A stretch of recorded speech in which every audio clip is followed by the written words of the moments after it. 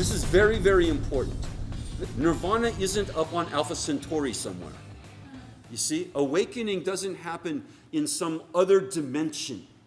It's a potentiality here and now. It's like we have this fantasy. We have this kind of like childish fantasy of what the awakened state should be. There should, it's kind of like Dorothy in The Wizard of Oz, where, we're going to go from Kansas, which is all black and white, and then when the house lands in Oz, and all of a sudden there'll be dancing munchkins.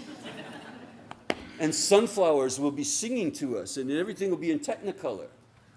And it's like, like a completely different reality. You see what I mean? Like a completely different reality from this one. And that is not my understanding of the teaching, the higher teachings of Buddhism. The most profound of the philosophical texts of Buddhism, by Arya Nagarjuna, he says it quite clearly.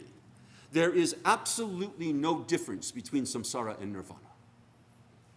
I mean, it's just like, and you go, well, wait a minute, I thought samsara was different, well, I'm suffering, samsara, and then nirvana, I won't be suffering. How can there be no difference? And what he means is, there's no other place for nirvana than in where we think we are now in samsara. See, it's just a perspective. We got samsara heads on. And one day we'll get a nirvana head on, and we'll see the exact same thing, basically, from a pure perspective.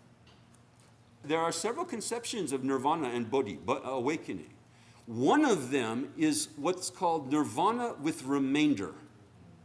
Nirvana with something left over. Nirvana with something left over is attaining the state of perfect happiness in this very life, in this very body.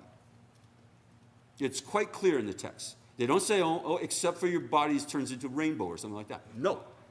In this very body, it is possible to reach nirvana. We could do it if we focus, you see. If we focus and we stop and we drop the amnesia and we drop the fantasy and the romanticism. You see, the fantasy, the romanticism, the keeping it at arm's length, and get it real, make it real, and bring it into the front room, bring it into the living room, and say, what Lord Buddha taught 2,500 years ago, he was teaching for us here and now. He was teaching it for us. He was teaching it for people like us who actually could do it.